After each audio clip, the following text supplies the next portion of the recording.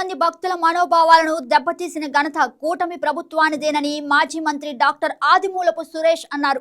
సాక్షాత్తు కలియుగ దైవమైన శ్రీ వెంకటేశ్వర స్వామి వారి లడ్డూ ప్రసాదంను ముఖ్యమంత్రి చంద్రబాబు నాయుడు కుట్ర రాజకీయాలకు వాడుకుంటున్నారని మండిపడ్డారు. పాత సింగరాయ కొండలోని శ్రీ వరాహ లక్ష్మీనరసింహ స్వామివారిని దర్శించుకొని స్వామివారికి ప్రత్యేక పూజలు చేశారు. కూటమి ప్రభుత్వం అధికారంలోకి వచ్చిన 100 రోజుల పాలనలో ఎటువంటి పథకాలు అమలు చేయలేదని వైసీపీ ప్రజల పక్షాన పోరాటం చేస్తుంటే ముఖ్యమంత్రి చంద్రబాబు డైవర్షన్ పాలిటిక్స్ చేశారని ఆరోపించారు.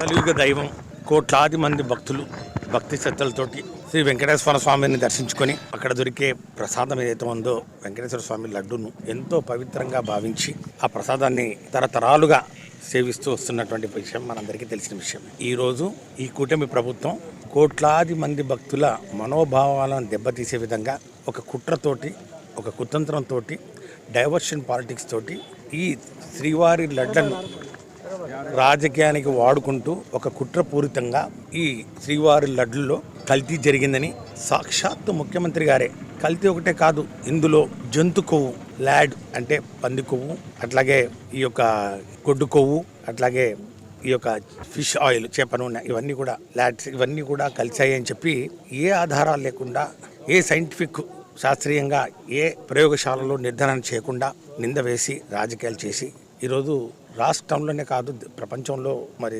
స్వామివారిని కొలిచే ప్రతి ఒక్కరి మనసు గాయమైనటువంటి పరిస్థితి. మరి దాన్ని పటాపంచలు చేస్తూ ఆ కుట్రను ఛేదిస్తూ స్వామివారే ఈరోజు మరి సిబిఐ రూపంలో అట్లాగే ఈ యొక్క సుప్రీంకోర్టు న్యాయస్థానం రూపంలో వచ్చి దీని పవిత్రను కాపాడే కార్యక్రమం చేస్తూ ఇందులో ఎలాంటి జంతు కొవ్వు ఏది కూడా కల్తీ కలవలేదు అని చెప్పి ఈరోజు సాక్షాత్తు సిబిఐ మరి రిపోర్టు ఇవ్వడం కూటమి ప్రభుత్వం చేస్తున్నటువంటి కుట్రలకు చెంపపెట్టు లాంటిదని చెప్పి నేను మనవి చేసుకుంటా ఉన్నాను. కలియుగ దైవం కోట్లాది మంది. Please subscribe to YK TV Network. Please subscribe to YK TV. Please watch YK News. Don't forget to subscribe YK News channel.